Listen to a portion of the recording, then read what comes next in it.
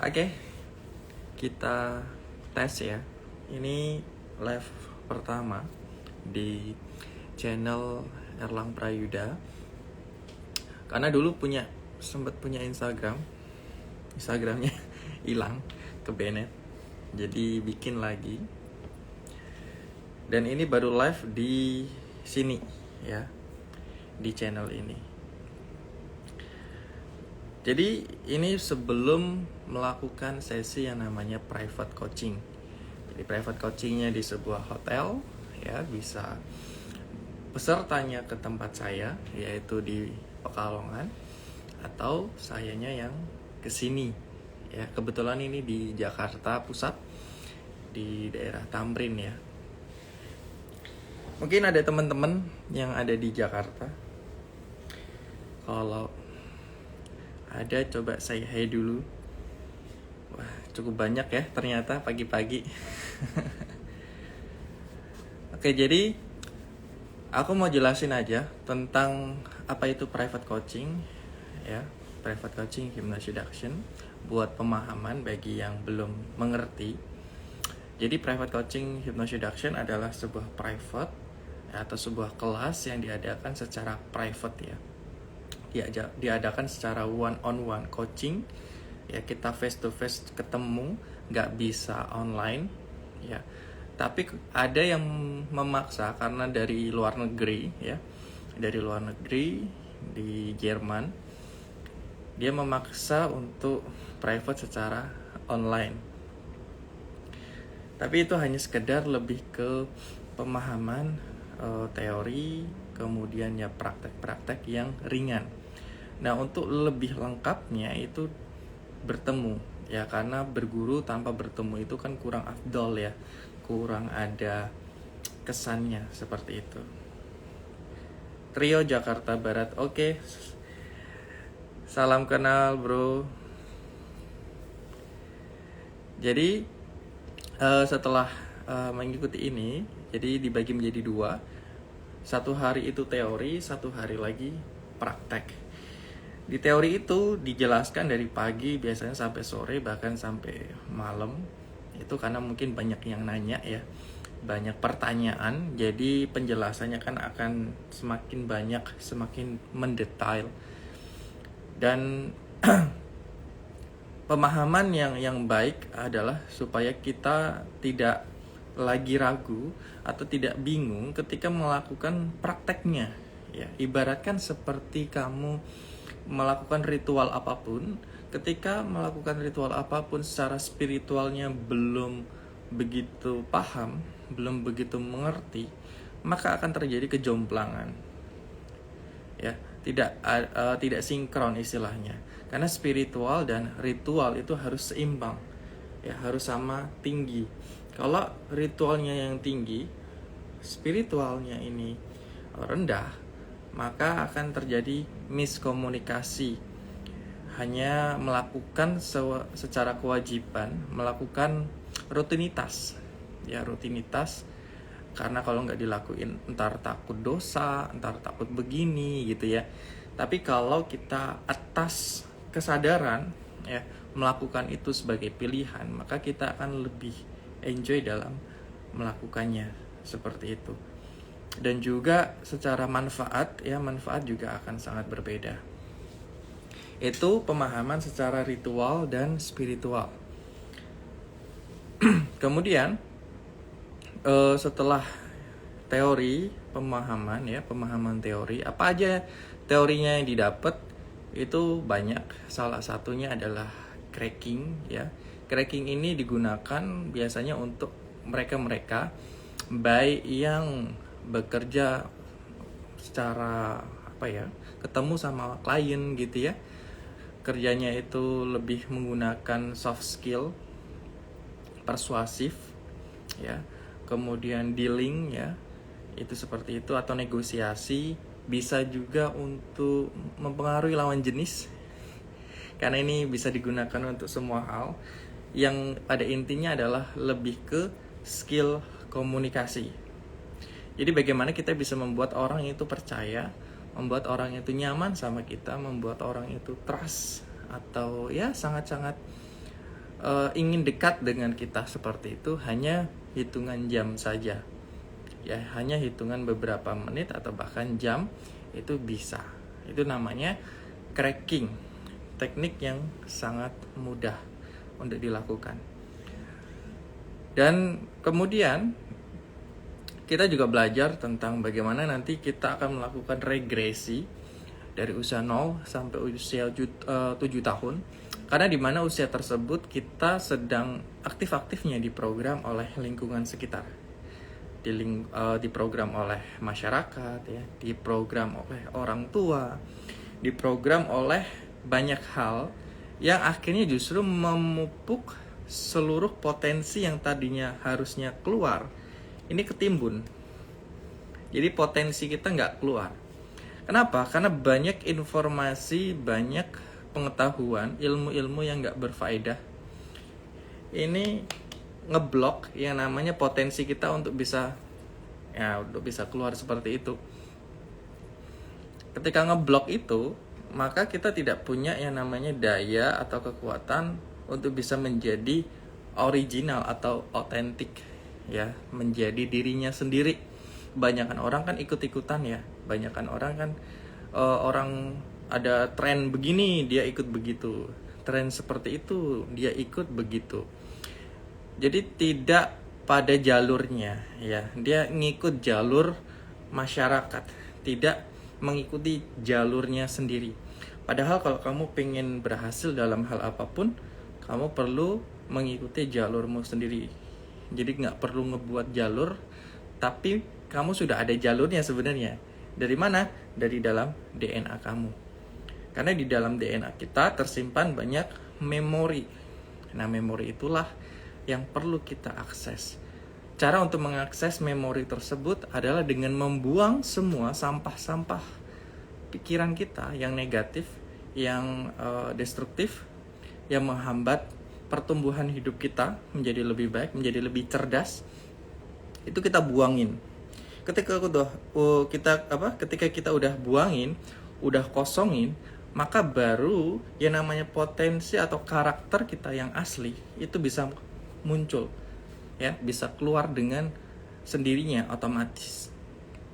Itulah pentingnya untuk bisa yang namanya mempelajari akan hal itu. Kalau bahasa Jawanya istilahnya kayak ruwatan, tapi bukan hanya sekedar ruwatan biasa kayak buang sial, bukan seperti itu.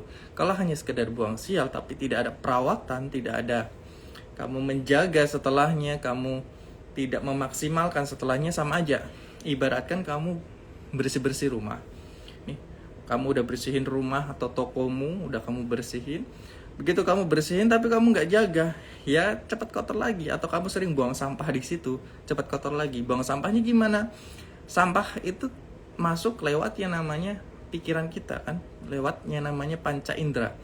Nah, panca indera kita ada 5: penglihatan, pendengaran, sentuhan atau perasaan, penciuman, dan pengecapan. Ketika seluruh informasi itu masuk ke panca indera, apalagi kalau tinggal di kota, ya, kayak Jakarta, Surabaya, kota-kota besar, itu banyak banget informasi negatif yang masuk ke dalam alam bawah sadar kita. Nah, dengan begitu ya sudah akan terjadi yang namanya penumpukan data yang tidak berguna. Karena untuk membuat orang itu bodoh, itu cukup kita jejali atau kita masukkan sesuatu yang gak berguna di kepalanya. Makanya banyak kan dari kita kecil sampai kita SMA, bahkan kuliah, banyak pengetahuan yang gak berguna sama sekali gitu. Dan itu malah justru menumpuk potensi yang ada. Malah banyak orang-orang yang istilahnya nakal, bandel, ya, waktu masih sekolah, udah kuliah kayak gitu, malah jadi orang-orang yang sukses. Kenapa? Karena mereka tidak mau mengikuti aturan yang ada. Mereka lebih memilih mengikuti alurnya sendiri. Makanya mereka jadi pemberontak. Apa benar tahun 2037 Indo sama Australia perang? Jangan mikir perang-perang dulu lah. Ya. Nanti akan ketahuan akan seperti apanya. Yang jelas masa depan itu terbentuk dari masa sekarang.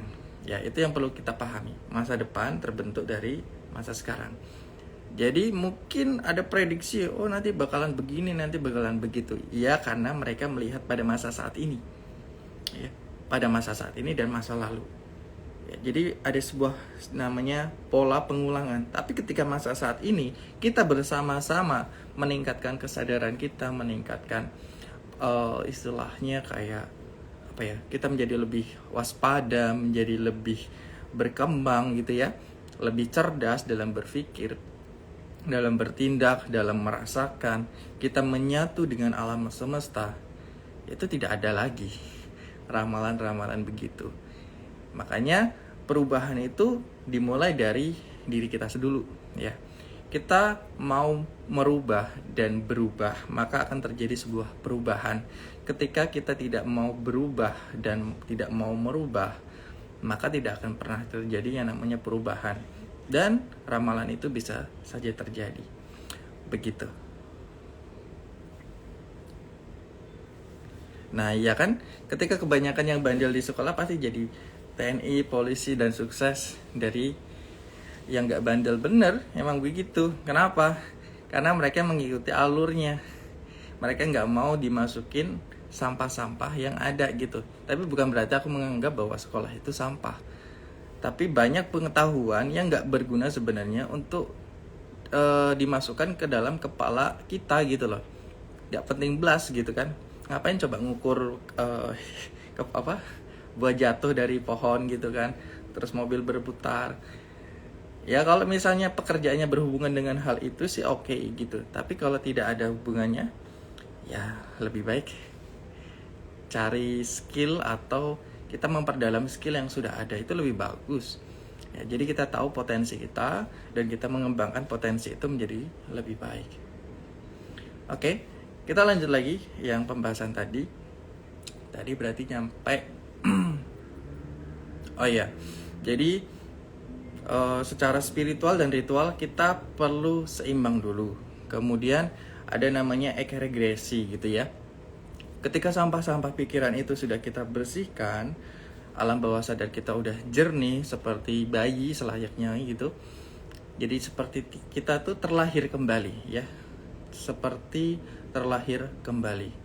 Ketika kita bisa menjadi sosok yang tulus, jujur gitu ya, dan kita otentik apa adanya, maka kita akan diberikan sebuah petunjuk atau bimbingan dari yang namanya intuisi. Ya, jadi kita punya pembimbing atau petunjuk dari intuisi. Karena intuisi itu adalah sebuah formula atau diambil atau diekstrak dari pengalaman masa lalu, masa sekarang, dan opportunity atau kemungkinan yang akan terjadi di masa depan itu bagaimana, itu dimunculin di dalam pikiran kita. Makanya bagi orang-orang yang nggak tahu atau nggak bisa bedain mana intuisi, mana ego, mana suara pikiran, ya itu karena banyak informasi yang ngedistract dirinya sehingga intuisi itu tidak bisa muncul ke pikiran sadarnya, sehingga tidak mengenali dirinya sendiri. Akhirnya orang jadi sering bohong ya kan, jadi sering manipulatif, memanfaatkan orang lain, itu karena seperti itu. Tapi kalau orang sudah memahami intuisinya, maka dia akan jauh lebih percaya diri. Kenapa? Karena intuisi muncul dari dalam dirinya. Ketika orang percaya sama intuisinya, artinya orang itu percaya sama dirinya sendiri. Itu begitu, oke?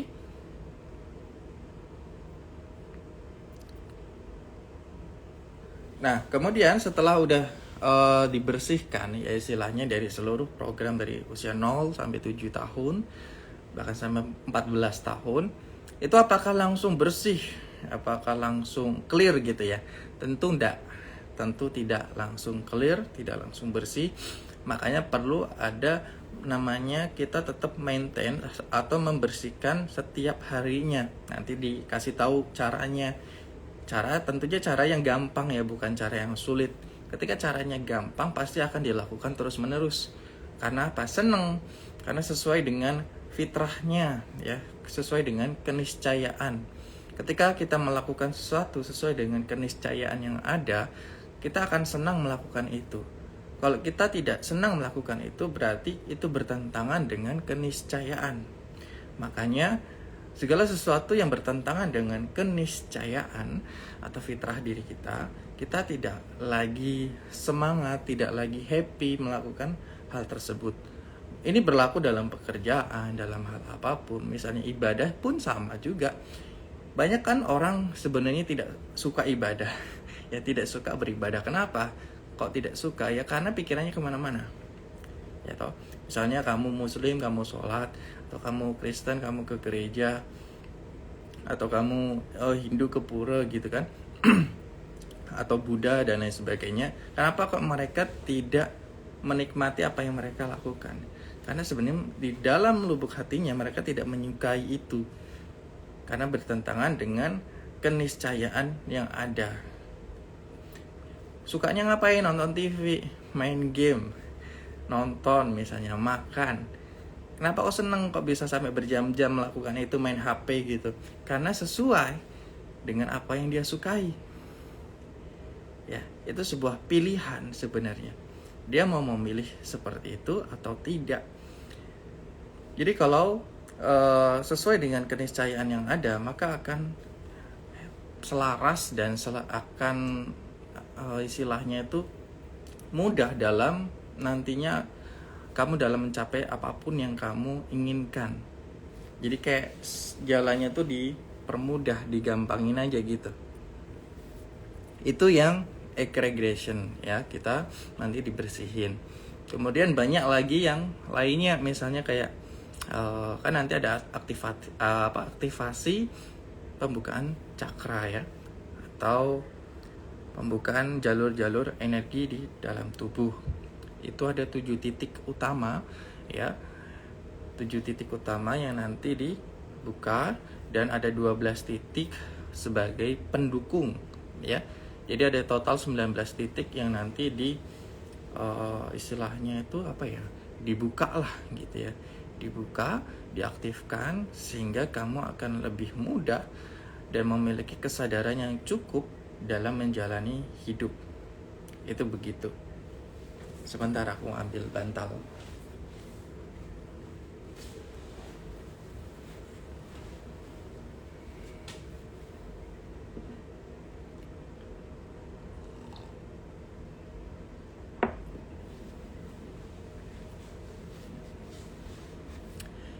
Tadi kita udah bahas hari pertama, yaitu tentang materinya. Terus hari kedua kita praktek, ya, prakteknya biasanya dari pagi sampai sore, bahkan bisa sampai malam.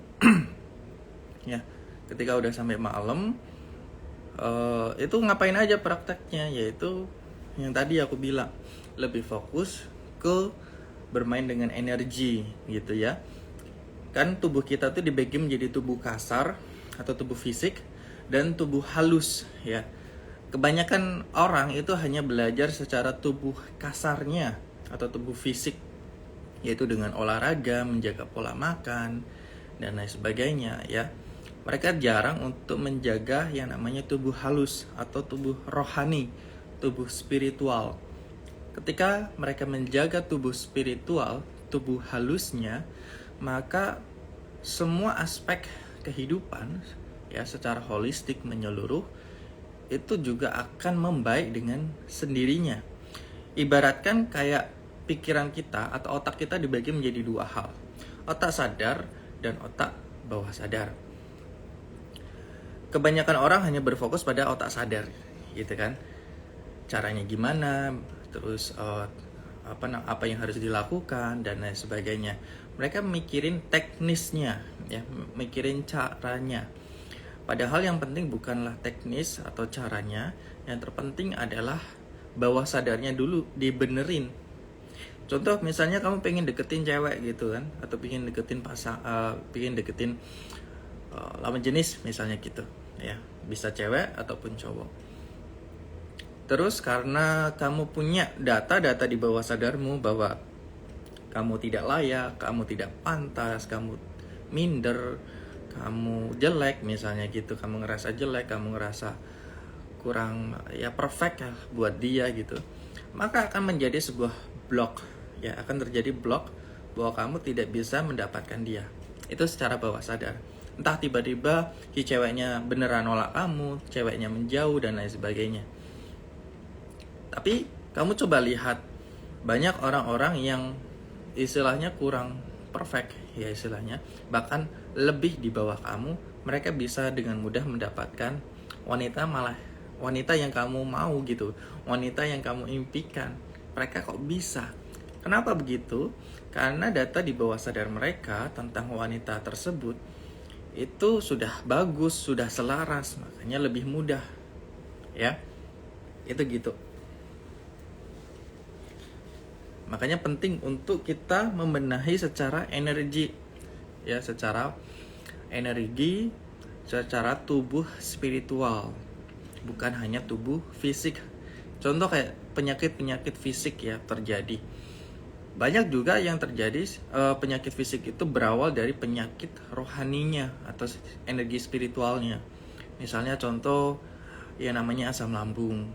Kebanyakan ngiranya itu adalah mereka makannya telat ya, mereka tidak menjaga pola makan dengan baik, suka makan pedas dan lain sebagainya.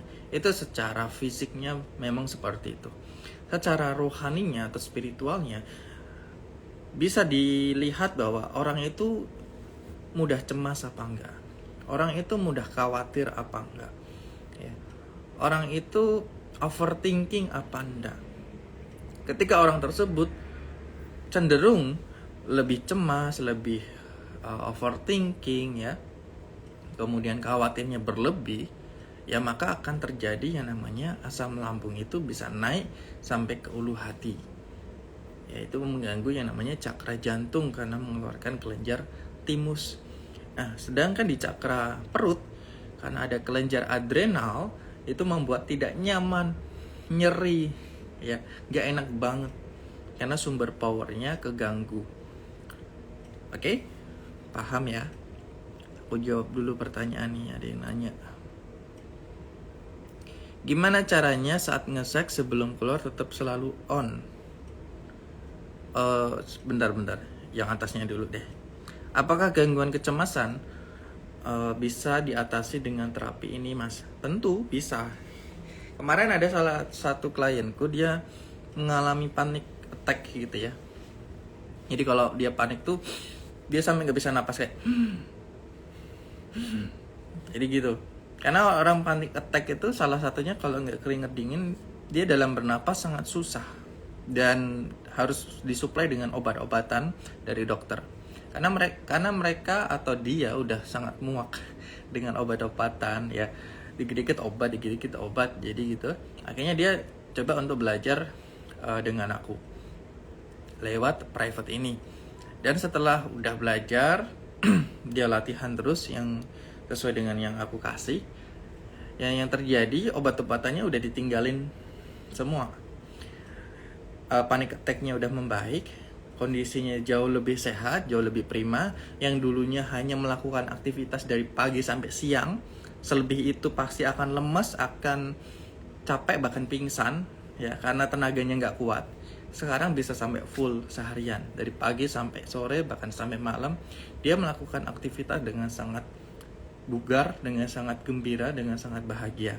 Ya meskipun kadangkala karena terserang atau terganggu dari energi-energi orang lain ya, yang merusak atau bisa disebutnya vampir energi. Jadi energi mereka atau energi orang ini disedot oleh energi orang-orang yang tidak bagus. Akhirnya si orang ini jadi lemes, jadi nggak karuan. Tapi tenang aja, itu ada cara untuk mengatasinya. Dan itu sangat mudah untuk dilakukan. Oke? Hal-hal seperti itu pasti ada. Tinggal bagaimana kita tahu nggak cara melakukannya secara tepat apa enggak. Bagaimana cara membuang pikiran ngeras dengan tidak menonton, mendengar, merasakan, mencium, dan mengecap hal-hal yang memicu ke ngeras itu. Ya artinya kamu jauhi dari film-film porno. Kamu juga kurangi interaksi dulu dengan wanita. Lebih sering bermain di alam.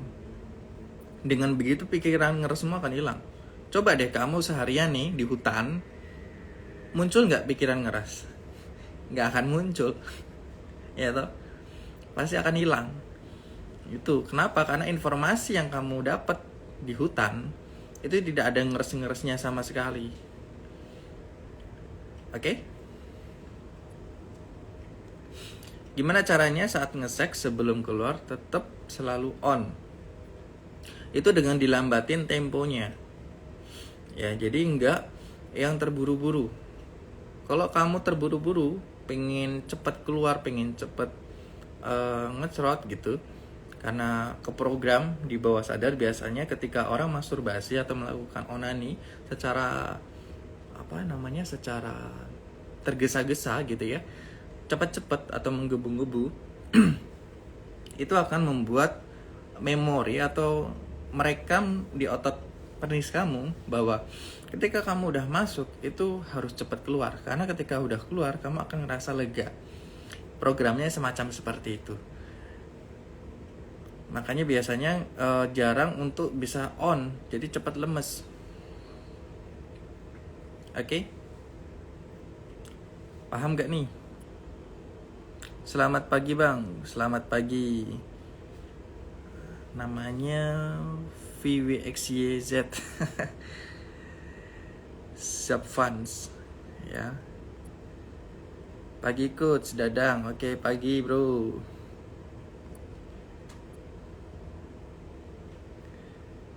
Biar selalu on terus trio Pradana. Biar selalu on terus ya gini loh. Kamu ketika udah keluar itu pasti lemes kok. Nggak mungkin kamu ngaceng terus gitu udah keluar tapi masih tetap gini. Kenapa sih kalau misalnya orang ereksi ya? Itu terjadi kenapa? Karena aliran darahnya pada ngumpul di penis. Ya, ngumpul di sini semua aliran darahnya. Tapi begitu udah keluar, nah aliran darah itu kembali lagi ke seluruh tubuh, ini jadi lemes. Untuk bisa ngaceng lagi gimana? Ya dengan cara istirahat dulu lah. Terus dipicu lagi kayak gitu. Oke? Aku coba efek-efek kayaknya bagus. Kok kayaknya kurang oke ya?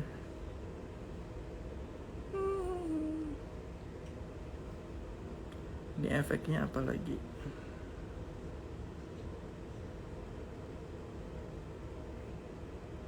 Nah ini kayaknya keren nih.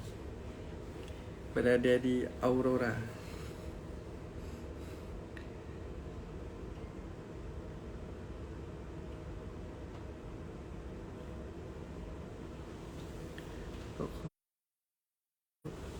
Udah normal aja lah. Oke, jadi gitu ya. Itu untuk 2 hari private. Apakah setelah 2 hari private udah habis itu hilang gitu aja? Enggak. Setelah 2 hari private tetap kita bimbing, kita arahkan. Makanya aktiflah dalam bertanya. Ketika bertanya, aku tahu perkembanganmu bagaimana, aku tahu kemajuanmu seperti apa. Ya, itulah pentingnya ada komunikasi, telekomunikasi, ada telepon dan lain sebagainya. Kalau orang zaman dahulu, kalau sebelum lulus, ya nggak akan dibolehin seorang guru untuk pergi dari padepokannya, dari tempat dia belajar misalnya seperti itu. Kenapa? Karena zaman dulu tidak ada komunikasi ya, tidak ada telepon, tidak ada HP. Jadi susah untuk tahu perkembangan si murid. Nah sekarang karena adanya telepon, kita akan lebih bisa memantau atau bisa tahu perkembangannya dengan kamu sering bertanya. Dengan sering melakukan praktek, pasti akan muncul banyak pertanyaan. Orang yang nggak punya pertanyaan biasanya nggak pernah melakukan. Itu gampangnya begitu. Jadi bisa dilihat.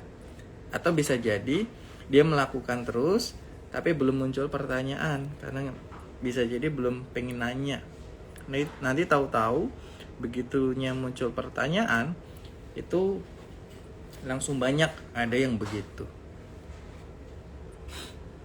Terima kasih Mas, sehat selalu. Rahayu Mirianis. Oke, salam sejahtera. Oke, selamat datang bagi yang baru bergabung. Ini hanya sekedar live dadakan ya. Pengen uji coba apakah bagus apa enggak kayak gitu. Ini kebetulan juga hari ini ada sesi private ya. Jadi aku sempetin untuk live dulu. Nanat ya, sehat-sehat Mas, suka kontennya. Terima kasih banyak. Ya, itu hanya konten ya iseng-iseng lah. Konten iseng-iseng di kala suntuk. Jadi upload kayak gitu aja. Tapi kalau bermanfaat, ilmunya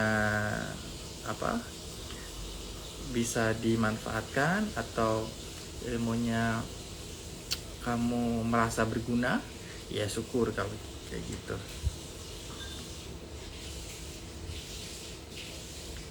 Oke, ada yang mau nanya nggak nih? Karena udah mau aku tutup. Kalau nggak ada lagi, aku tutup. Jadi penjelasan secara private tadi seperti itu ya, dibagi menjadi 2. 1 hari teori, 1 hari praktek. Itu begitu. Kalau private kita harus menginap di hotel aja atau bisa datang waktu sesi aja. Kalau misalnya kamu ke tempatku di Pekalongan, ya kamu nginap di hotel. Ya, nginap di hotelnya. Tapi kalau aku ke tempatmu, ya misalnya kamu di Jakarta gitu ya, aku ke sini gitu, kayak sekarang, maka kamu bisa datang ketika waktu sesi. Jadi bisa pagi sampai sore, sampai selesai. Atau kamu pengen ngobrol-ngobrol lagi, pengen cuman ya rokok-rokokan bareng, ngopi-ngopi bareng, ngobrol-ngobrol, baru besoknya dilanjutin lagi ya bisa. Kayak gitu. Jadi fleksibel. Oke. Banyak juga yang datang dari luar pulau, kayak kemarin dari NTT itu ke Pekalongan, ya Nusa Tenggara Timur. Itu ke Pekalongan. Ada yang dari mana lagi, banyak ya, dari luar pulau, banyak juga dari Kalimantan, dari Batam, ada juga seluruh Indonesia ya, bahkan ada yang di luar negeri juga ada. Itu gitu. Untuk private-nya kamu bisa klik aja private coaching hypno seduction kayak gitu ya, private coaching hypno seduction. Atau kamu bisa klik link yang ada di bio aku. Nanti di bio aku kamu klik website ya, website hypno seduction, baru kamu masuk ke private coaching hypno seduction. Kamu pelajari dulu, nanti akan nyambung ke WhatsApp. Begitu udah nyambung ke WhatsApp, nanti aku kasih tahu berapa biayanya, apa aja yang didapatkan secara lebih detail dan lebih jelas. Itu seperti itu ya. Sebenarnya salah satu investasi yang menurutku dan menurut teman-teman yang sudah belajar itu sangat murah dan aplikatif ya, karena bisa dimanfaatkan dalam seluruh aspek kehidupan, baik karir, romansa, sosial ya, ataupun hal-hal yang lain. Itu begitu. Jadi ketika kamu belajar tentang energi, artinya kamu akan mempelajari dunia, akan mempelajari dirimu sendiri. Orang-orang luar sana, mereka mempelajari kesemestaan, mempelajari planet-planet, mempelajari bumi, mempelajari energi yang ada di luar. Tapi orang di kita, orang yang Nusantara, ya orang-orang Jawa, orang-orang Nusantara kayak gitu, mereka mempelajari ke dalam. Kenapa? Karena mereka tahu hakikatnya bahwa dengan mereka mempelajari ke dalam, mereka juga akan belajar keluar. Jadi sama aja sebenarnya. Yang orang luar, orang barat, mereka mempelajari keluar, ya, meneliti tentang black hole, planet, dan sebagainya. Di kita meneliti ke dalam, bahwa ternyata memang kita itu adalah mikrokosmos dari makrokosmos kayak gitu. Kita adalah copy paste dari Tuhan, itu gitu, dari alam semesta seperti itu. Ketika kita paham atau sadar bahwa kita adalah mikrokosmos, maka segala sesuatu yang terjadi di hidup kita, ya itu atas diri kita sendiri yang mengundangnya. Kita tidak lagi menyalahkan orang lain, tidak lagi menyalahkan keadaan, tidak lagi menyalahkan siapapun. Kenapa? Karena kita sadar sepenuhnya bahwa hidup ini adalah tanggung jawab diri sendiri, tanggung jawab alam semesta. Ya, kita dilahirkan di dunia ini pasti akan diberkahi banyak hal atau kelimpahan yang luar biasa ketika kita terhubung dengan yang namanya alam semesta. Tapi bagi mereka yang tidak terhubung atau keluar jalurnya dari jalur yang sudah ditetapkan oleh alam semesta, ya mereka akan kehilangan yang namanya keniscayaan itu, akan kehilangan keberkahan itu sendiri. Oke? Ganteng, wah terima kasih. Ini tak sawer nih ngomong ganteng. Oke, sudah cukup ya. Mungkin itu aja untuk live pada pagi ini. Aku mau siap-siap dulu, mau sarapan dulu. Belum sarapan. Bagi teman-teman yang pagi ini sudah menonton, terima kasih banyak. Semoga diberkahi banyak kelimpahan rezeki, baik dari segi finansial, pasangan, kesehatan, ataupun dari segi manapun ya, yang positif, yang baik-baik, dilimpahkan dan diberkahi semuanya. Terima kasih banyak, sampai jumpa dan sampai ketemu lagi di live berikutnya. Terima kasih.